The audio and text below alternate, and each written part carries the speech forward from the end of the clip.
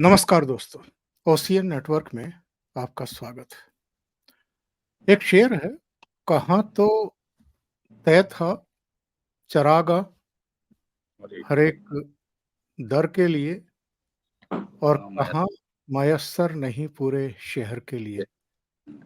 और ये जो चिराग की बात है, ये इसको आप जोड़ करके देखिए उन 26-28 दलों के उन लंबे चौड़े दावों के साथ जब उन्होंने कहा था कि कम से कम 400 सीटों पर हम लोग भारतीय जनता पार्टी के कैंडिडेट के खिलाफ एक-एक कैंडिडेट खड़ा करेंगे विपक्ष का। वो जो दावे थे वो तो हवा-हवाई हो चुके हैं। अब तो टुकड़ों-टुकड़ों में कहीं-कहीं जो इनके अपने अ, पारिवारिक जो इनकी विरासत है या इनके जो गढ़ रहे हैं, उसको बचाने की कवायद भर दिखाई दे रही है।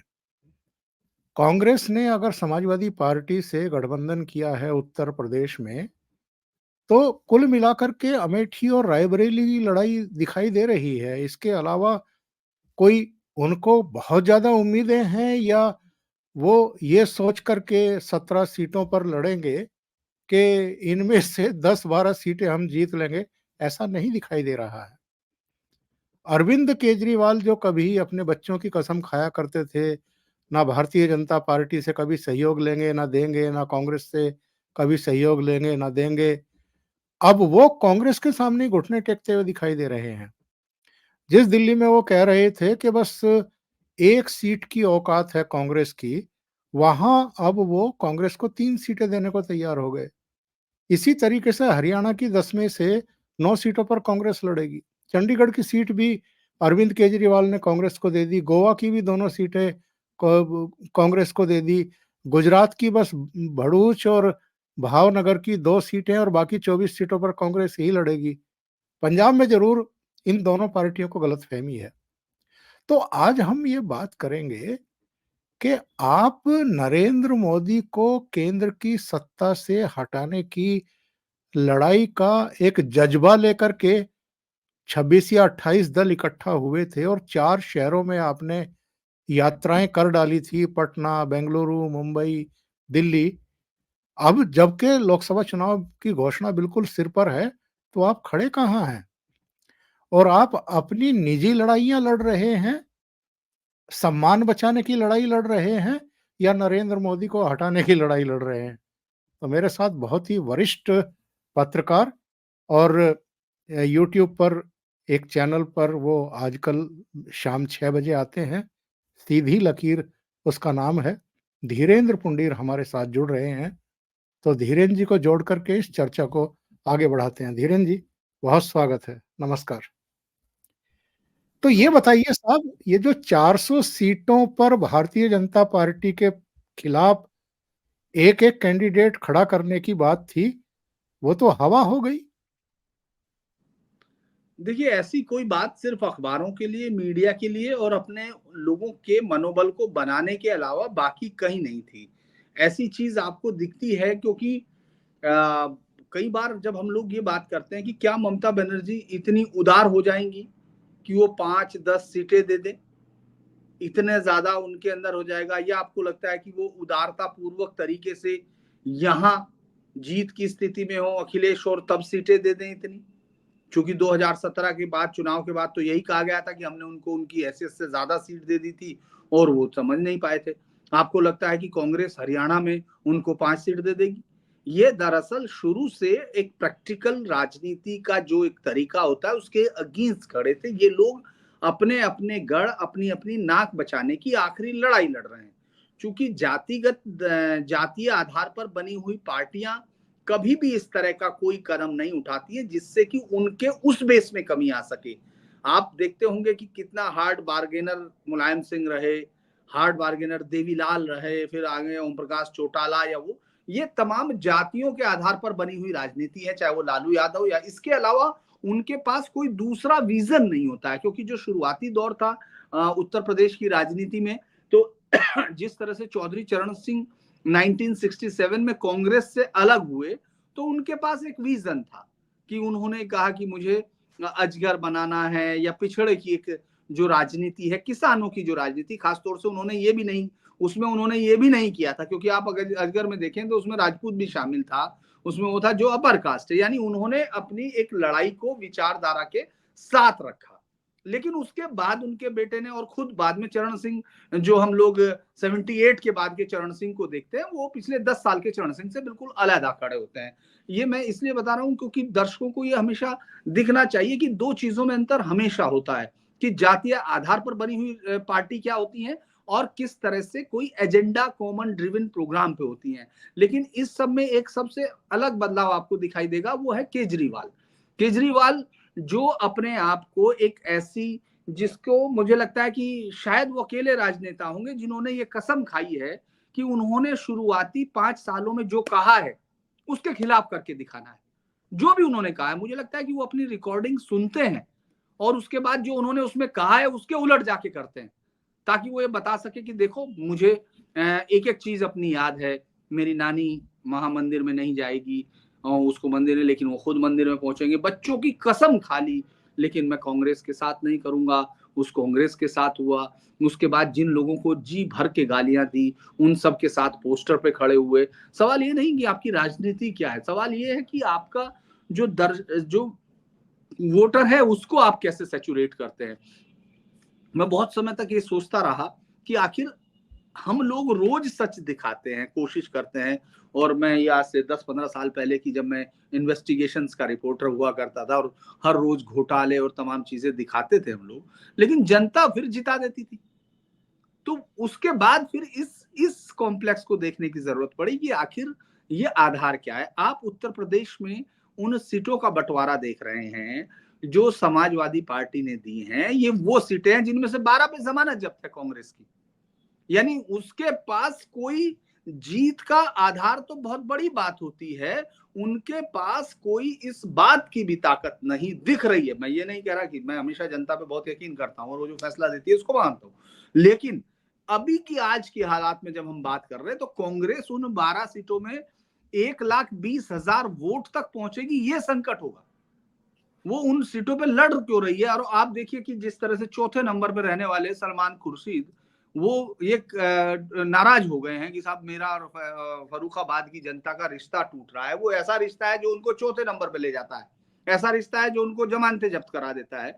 लेकिन चूंकि राजनेताओं का एक शगल भी होता है चुनाव लड़ना, वो ये कहते हैं कि हमने 5 साल तैयारी की हो जिस एग्जाम की, और हम एग्जाम में ही ना बैठे, तो ये तो वो वाली बात होगी। क्योंकि मैं एक सज्जन से जब बात कर रहा था तो मैंने कहा यार आप लड़ क्यों रहे हैं, आपकी तो जीत क्या क्या, आप वो भी नहीं बचा पाएंगे जमानत। तो उसने कहा कि यही सीधा वर्ड कहा कि साहब मैं एग्जाम भी ना दूं, 5 साल बाद पेपर होता है। तो ये ये तय हो रहा है कई बार, तो मुझे लगता है कि कौन सी सीट हारेगा इस बात पे फैसला कर रहे हैं पार्टी वाले।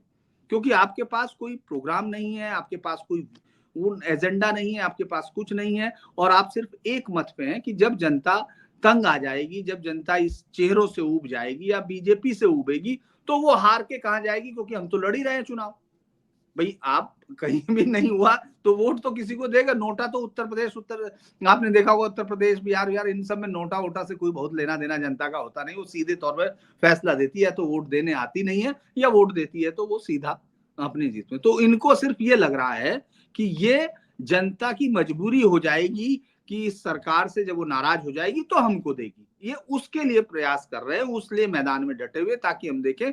वरना दिल्ली में जो 3 सीटें आप ले लो या 4 सीटें उनको दे दो, उससे क्या फर्क पड़ना है? आपको लगता है कि आज की डेट में कोई फर्क पड़ रहा है दिल्ली में कि ये 3 सीटें की बजाय अगर हम ये मान लेते हैं कि अगर 4 सीटें कांग्रेस को मिल जाती, तो आपको लगता है हार का अंतर कोई अलग हो जाएगा? अलका लांबा को 3,000 कुछ कितने वोट मिले थे, वो किस चीज की राजनीति कर रहे हैं?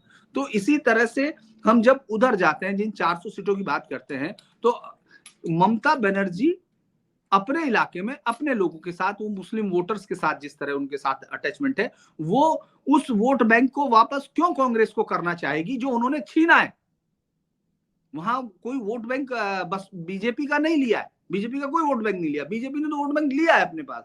तो इसीलिए ममता बनर्जी उस पार्टी को वापस गोद में रख के, उसमें रख के, थाली में रख के वापस कर दें कि साहब मैंने आपसे लिया हुआ तो मैं आपको वापस कर दूं। क्या अखिलेश यादव को इतना पॉलिटिकल अनुभव नहीं है कि जिस कांग्रेस पार्टी के वोट पर वो खड़े हैं, क्योंकि जो उत्तर प्रदेश की लड़ाई है या तमाम जगहों की लड़ाई है, कांग्रेस पार्टी ब्राह्मण्स, अल्पसंख्यक और दलित वोटर्स के बेस पर उस चुनाव को लड़ा करती थी, जिस समय हम लोग 70s के बाद की इंदिरा गांधी या तमाम पार्टी के नेताओं को देखते हैं। तो क्या वो वापस कर दे? तो इसीलिए ये बहुत ही बचकाने वाले आइडिया थे। हाँ, ये जरूर था कि 77 जैसा शायद कोई गठबंधन कर ले। आपको याद होगा 77 में जब गठबंधन हुए जी। थे तो उससे पहले, मीटिंग से पहले चरण सिंह कह रहे थे कि मैं जनसंघ के साथ नहीं होऊंगा, ये तो ऐसा है और तमाम है। उसके बाद जनसंघ भी उसी में रहा और वो भी रहे। फिर बाद में पार्टी तोड़ने के लिए बहुत आसान सा इस्तेमाल किया गया कि हम लोग नहीं रह सकते हैं, डुअल मेंबरशिप है। तो ये एक ऐसा गठबंधन उस समय भी तैयार हुआ था। लेकिन ये मुझे लगता है कि 77 की तरह की प्रेशर जो जनता का था, 77 में एक बात तो आपको माननी पड़ेगी, हम सबको माननी पड़ेगी कि जनता का प्रेशर बहुत था।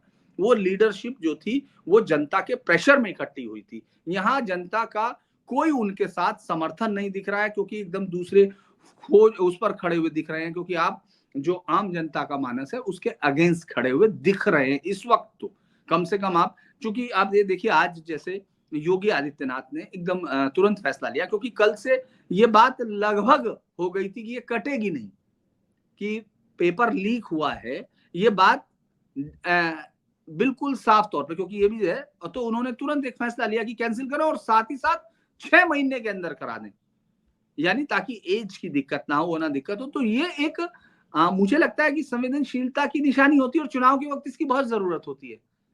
अभी तो आप ये देखिए, अभी जो चुनाव के लिए आज जो तमाम समाजवादी पार्टी के विधायक बुला लिए गए लखनऊ में, उनको एक जगह रखने की बात है, फिर वो दूसरी पार्टियां। तो हम लोग सिर्फ एक ऐसी चुनाव को देख रहे हैं जहां विपक्षी पार्टियां इस बात के लिए तैयार हो रही हैं कि उनको हराना नहीं है, उनको उनको किन किन सीटों पे हारना है ये तय करना है।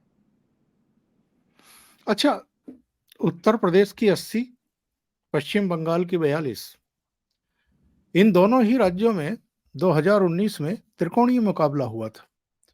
उस समय ममता बनर्जी इंडिपेंडेंटली लड़ रही थी और भारतीय जनता पार्टी भी, और जो आपके कांग्रेस वामपंथी वगैरह मिल करके लड़ रहे थे। तो त्रिकोणीय मुकाबला हुआ, नतीजा सबके सामने है। इस बार भी त्रिकोणीय ही मुकाबला हो रहा है। 4 बैठकों का कोई फर्क पड़ता हुआ दिखाई नहीं दिया। उत्तर प्रदेश में पिछली बार सपा बसपा आरएलडी साथ थे, इस बार बसपा बाहर है और आरएलडी बीजेपी की तरफ जा चुकी है। अब सपा और कांग्रेस है, तो फिर त्रिकोणीय मुकाबला यहां होने वाला है।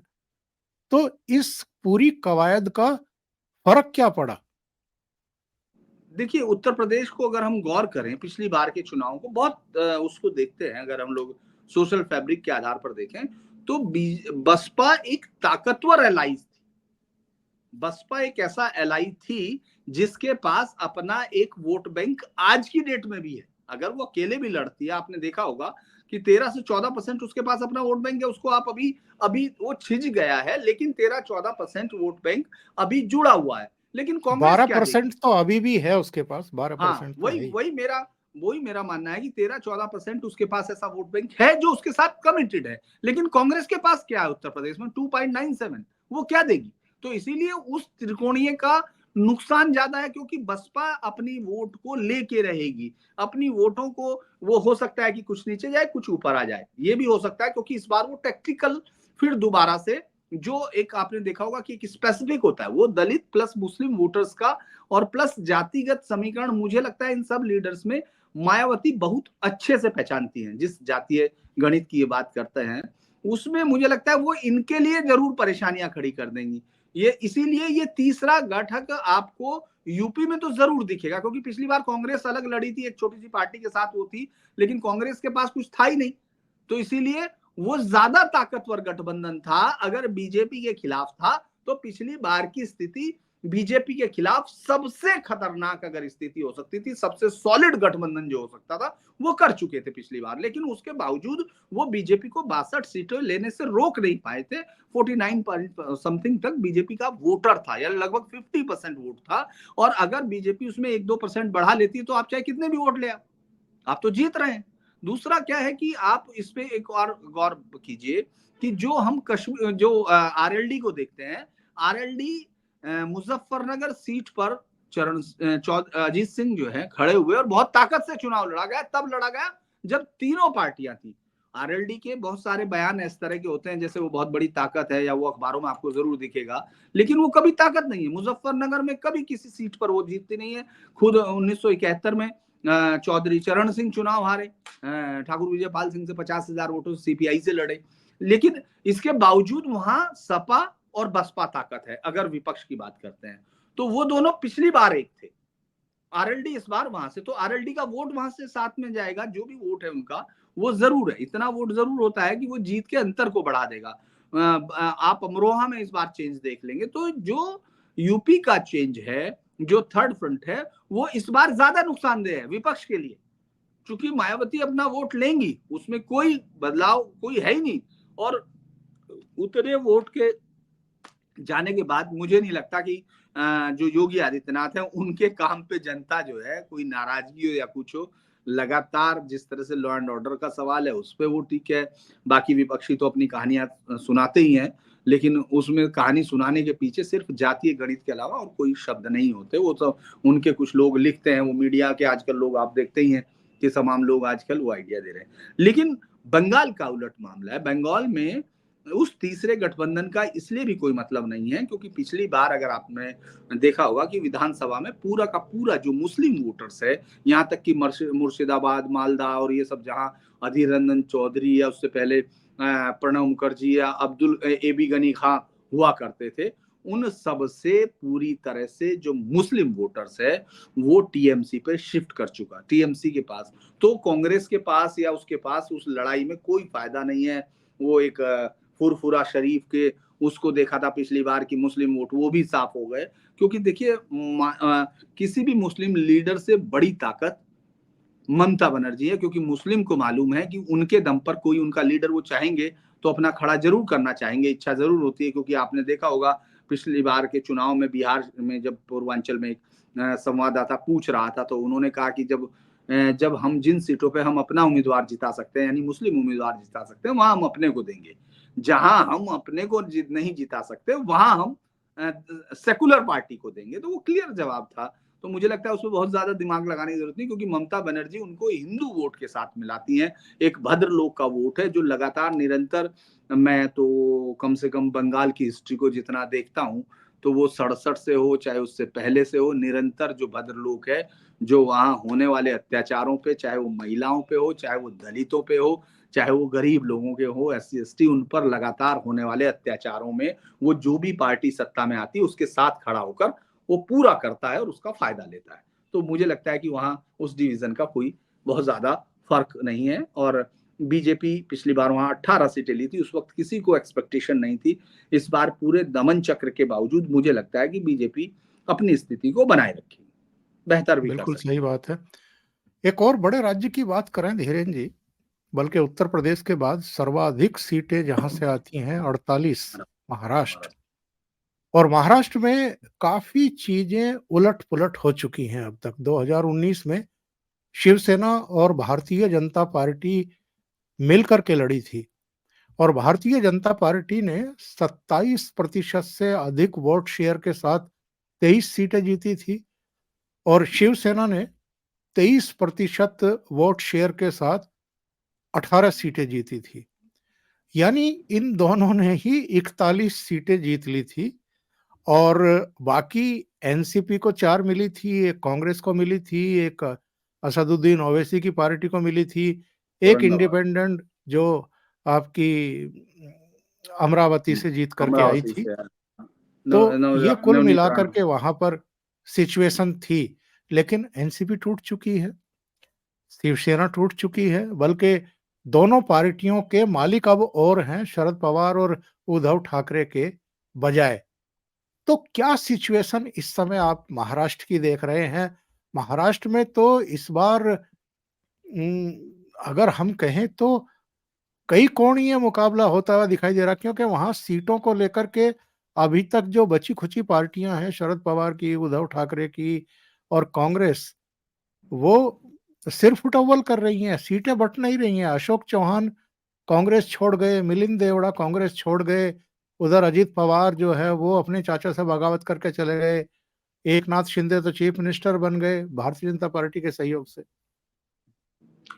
देखिए, एक बात हमको देखनी चाहिए कि मान लो एक रोटी है, एक ही रोटी है और उसमें जो है कोई 2 लोगों को मिलके खाना है, लेकिन उसी में अगर 4 लोग आ जाएँगे, तो कुछ भी हो या वो 2 लोग 4 हिस्से की बात करने लगेंगे, तो एक-एक हिस्सा कम होता चला जाएगा, वो आधे में से और आधा होगा।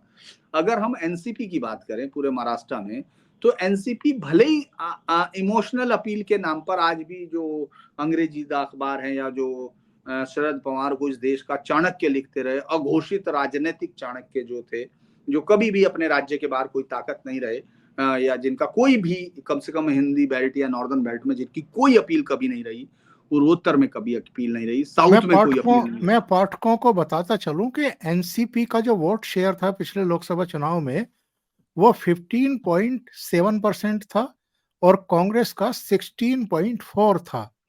और कांग्रेस तो भले ही साबुत है, लेकिन एनसीपी का जो 15.7% था, इसमें बंटवारा होने वाला है।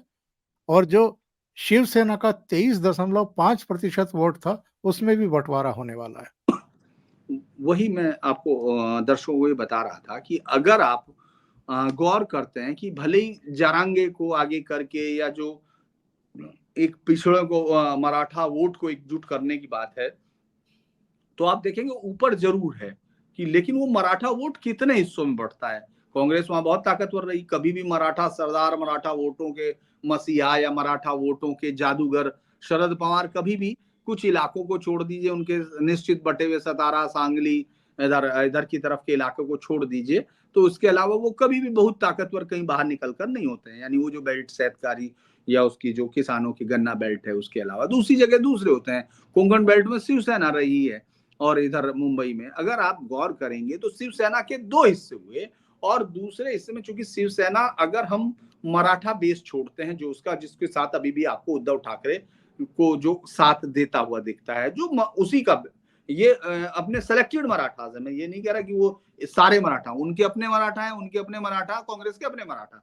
तो उसमें आप गौर करेंगे कि वो जो वोटर्स है उसमें जो बाकी हिंदू के नाम पे वोट देता था, चूंकि बीजेपी के साथ होने पर जो गैर मराठा वोटर्स था वो शिवसेना को भरपूर मिलता था, उसमें कोई ये नहीं था कि वो सिर्फ उसका वोटर है, क्योंकि मुंबई में शिवसेना जो हिंदी भाषी लोग हैं उन पे हमले कर रहे हैं, उन पे मारना, उनको पीटना, उनके साथ बदतमीजी करना, ये निरंतर उनके साथ रहा। उनका बहुत तिरस्कार पूर्ण तरह की भाषा हमेशा होती रही है, तो वो उसकी एक लिमिट रही है। वो जो है उद्धव ठाकरे और बाल ठाकरे में ये अंतर था कि बाल ठाकरे के समय भी पिटाई हुई, लेकिन बाल ठाकरे को फिर भी लोग अब एक भी वोट उसको हिंदी बेल्ट का नहीं मिलेगा। ये तो मैं मानता हूं कि शिवसेना उद्धव ठाकरे को कोई शायद ही कोई आदमी, जो क्योंकि ऐसे तो बहुत सारे लोग मिल जाते हैं कि वो तिवारी जी उनका बचाव करते रहते हैं बैठ के या कुछ और, लेकिन वोट नहीं होगा कोई भी उनके पास।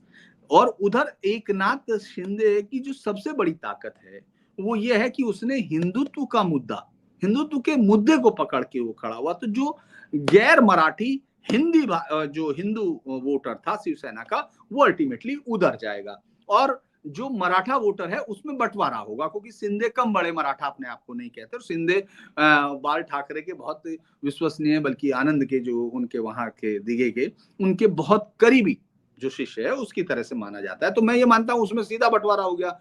कांग्रेस का जो वोट बैंक था वो इसलिए छिज गया है और बुरी तरह छिज गया है, मुझे देखना पड़ेगा कि इस बार के चुनाव के बाद क्या होता है, कि मिलिंद देवड़ा है तो वो साउथ मुंबई में उनका देवड़ा परिवार का एक अपना एक उन्होंने एक जो बना लेते हैं इलाका, वो उस तरह बनाया हुआ है, उसमें कोई बात नहीं। पहले मुरली देवड़ा फिर मिलिंद देवड़ा तो उनका है, उसमें कोई शक नहीं। तो वो कांग्रेस के साथ उसमें से टूट होगी, ऐसा तो है नहीं कि कांग्रेस सब वापस लेगी और मिलिंद, तो वो लोग लेके जाएंगे। इसके साथ साथ अशोक चौहान आखिरी ताकतवर नेता है, क्योंकि पृथ्वीराज चौहान जो है कभी भी जनता के नेता नहीं, पृथ्वीराज चौहान दिल्ली के नेता है जिनको इम्पोज किया जाता है। वो प्रधानमंत्री पीएमओ ऑफिस के मिनिस्टर थे जिनको वहां इम्पोज किया जाता है, लेकिन अशोक चौहान नांदेड़ और उस इलाके में अपनी ताकत के नेता है। तो मुझे लगता है कि वहां अगर बीजेपी अपने टिकटों के बंटवारे को सही करती है तो उसके पास वो पुरानी स्थिति में बहुत ज्यादा अंतर उसके नहीं आना है, क्योंकि उसके पास जो फडणवीस हैं और अच्छे लीडर अभी हैं उसके पास। तो मुझे लगता है कि ये एक बेहतर कॉम्बिनेशन वहां बना है और एनडीए की पिछली बार की कमोबेश हालत वही रहेगी। अच्छा, अगर हम परसेप्शन की बात करें, क्योंकि आमतौर पर जब भी इतने बड़े चुनाव होते हैं, तो परसेप्शन जो है वो काम करता है।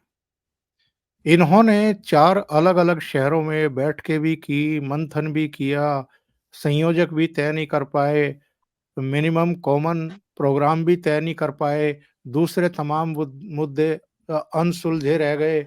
सबकी अपनी-अपनी ईगो थी, नेता कौन बने इसको भी तय नहीं कर पाए। हम ये मान करके चलते हैं कि जो पुराना यूपीए था, बस वो है और उसमें आम आदमी पार्टी एक और प्लस हो गई है। बाकी तो इनमें से कई निकल भी गए। फारूक अब्दुल्ला का बयान हमने देख ही लिया, वो एनडीए में आने को तैयार हैं। तो टूट-फूट हो रही है और एक आध पार्टी बस प्लस हुई है यूपीए में, बाकी इंडिया अलायंस लगभग खत्म ही है। वो बस नाम भर के लिए है, उसका नाम इस्तेमाल कर रहे हैं और कुछ नहीं है। तो ऐसे में परसेप्शन की लड़ाई कौन जीतता हुआ दिखाई दे रहा है? क्योंकि इधर हम देख रहे हैं कि एनडीए में तो लोगों की आवक चल रही है। नीतीश बाबू आ गए, जयंत चौधरी आ गए, अशोक चौहान आ गए, मिलिंद देवड़ा उधर शिवसेना शिंदे में चले गए। तो यहाँ तो लगातार एक परसेप्शन क्रिएट हो रहा है, लेकिन वो किसी को शामिल कर पा रहे हों या कुछ प्लस कर पा रहे हों, ऐसा दिखाई नहीं दे रहा। तो परसेप्शन की लड़ाई कौन जीतता हुआ दिखाई दे रहा है? देखिए, परसेप्शन वाइज तो इस समय एनडीए बहुत बेहतर स्थिति में है, क्योंकि उनके पास एक ऐसा प्रधानमंत्री है जिसको लेकर लोगों में अभी उत्साह, क्रेज न केवल बना हुआ बल्कि बढ़ रहा है, वो कम नहीं हो रहा है। अगर आप काशी की सड़कों का मैसेज समझें, जिस तरह से वहां दिख रहा था, तो वो ये बताता है कि आप अपने 43वीं बार एक सांसद, देश का प्रधानमंत्री अपने संसदीय क्षेत्र में 43वीं बार जा रहा है 10 बार में, चूंकि वो उस स्टेट का भी नहीं है, वो उसका भी नहीं है। और उसके उसके उलट आप देखिए, जिस सीट पर पूरा खानदानी सीट मानी जाती रही है, रायबरेली से सोनिया गांधी कितनी बार गई होंगी, वो तो जीत नहीं 2022 के पाई। बाद गई ही नहीं। और उसी तरह से आप अमेठी में देखिए, राहुल गांधी हार के बाद कितनी बार गए हैं, और प्रियंका गांधी 2022 की हार के बाद कितना गई हैं। तो जो परसेप्शन की लड़ाई है, वो इसलिए भी बनता है परसेप्शन, क्योंकि आप मेहनत करते हुए दिखते हैं। एक ऐसा मुख्यमंत्री, बड़ा इंटरेस्टिंग, निर्मला मैं सीतारमन को सुन रहा था, तो उन्होंने जो बात कही, मुझे लगता है कि पत्रकारों को भी कई बार पॉलिटिशियंस के होमवर्क पर ध्यान देना चाहिए। उन्होंने कहा कि 75 जिले हैं और वो 243 या कितनी बार, मतलब उससे ज्यादा बार वो अलग अलग जगह जा चुके हैं। उन्होंने एक बहुत अच्छा डाटा दिया। तो मैं वाकई सोच रहा था कि एक मुख्यमंत्री के तौर पर इतना जगह जाना, लगातार जाना, आप अभी देखिए, अभी यहाँ है, फिर गोरखपुर है, फिर सीतापुर है, तीन तीन एक एक दिन में वो अलग अलग जिले। तो एक मुख्यमंत्री इस तरह मूव करता है, जानता है, चूंकि आप भले ही कुछ भी छिपाएं, ब्यूरोक्रेसी हमेशा छिपाने पे यकीन रखती है, और वो सबसे बड़ा गड्ढा होती है किसी भी सरकार के लिए, चूंकि जनरली वो किसी भी वो यथास्थिति बनाए रखने की कोशिश करती है। वो कभी भी चेंज आने के खिलाफ सबसे ज्यादा काम करती है, और राजनेताओं को डुबोती भी वही है। लेकिन आप ये देखें कि अगर आप कितना ही छिपाएंगे, लेकिन अगर मुख्यमंत्री लगातार जा रहे हैं, तो वो पकड़ लेंगे, उनको लोग कोई ना कोई मिल जाएगा। तो परसेप्शन ये है कि बीजेपी काम करती हुई दिख रही है अपने फील्ड में, साथ ही साथ एनडीए जो है उन लोगों को जोड़ रहा है। हालांकि देखिए, इसमें से कुछ चीजें ये भी है, और ये परसेप्शन है, इसमें कोई शक नहीं कि बीजेपी के पास एक वो लॉन्ड्री है जिसमें जो भी आता है उसके कपड़े धुल जाते हैं, वो साफ हो जाता है, इसमें कोई शक नहीं, ये है। लेकिन जनरली पब्लिक अभी उसको सुन रही है, उसके नेताओं पर यकीन कर रही है। ये बड़ी चीज होती है, क्योंकि आप तो सभी, चूंकि जब इधर आ गए नीतीश कुमार, तो अचानक नीतीश कुमार कम्युनल हो गए, और अचानक उनमें सब कांटे उगाए। जब तक वो वहां बैठे थे, तब तक नीतीश कुमार बहुत बड़ा काम कर रहे थे। तो वो तो एक पॉलिटिकल है, हम लोग इस बात को जानते हैं कि इसका उनके वोटर्स पर कोई असर नहीं पड़ता। तो परसेप्शन में एनडीए काफी आगे है। यहाँ तक कि अभी ये चर्चा थी, उन्होंने बातचीत अभी शायद मुझे लगता है कि नहीं हुई, कंक्लूड नहीं हुई, जो अकाली दल के साथ थी, और शायद बीजेपी इस बार पहली बार पूरी तरह से लड़ने की सोच रही है कि उसको लड़ेगी, मतलब जिस भी तरह से अपना देखेगी कि बिना अकालियों के पिछली बार जिस तरह से लड़ाई हुई, तो मुझे लगता है कि उसमें देखेगी। बाकी तो परसेप्शन वाइज तो ये आगे हैं ही, क्योंकि उनके पास परसेप्शन है ही नहीं। अब आप ये सोचिए, राहुल गांधी उत्तर प्रदेश में सभा कर रहे हैं, एक यात्रा निकाल रहे हैं, और प्रियंका गांधी अब पहुँचती हैं और उसके बाद आगरा में शायद अखिलेश जुड़ेंगे, तो ये जो टुकड़े-टुकड़े करके पॉलिटिकल मैसेज देने की कोशिश कर रहे हैं, वो मुझे नहीं लगता कि उससे कोई परसेप्शन क्रिएट होता है जो पॉजिटिव हो। बीच में यात्रा फिर बंद हो जाएगी, 26 से फिर बंद हो जाएगी, वो बाहर चले जाएँगे विदेश, कैम्ब्रिज में उनको भाषण देना है। तो आपको जो 24 घंटे राजनीति करने वाले लोग हैं, उनके सामने इस तरह का अप्रोच नहीं चलता है। धीरेन जी, बहुत-बहुत धन्यवाद। आप जुड़े और बहुत महत्वपूर्ण मुद्दों पर आज आपने चर्चा की है। Thank you so much. जी, नमस्कार। नमस्कार।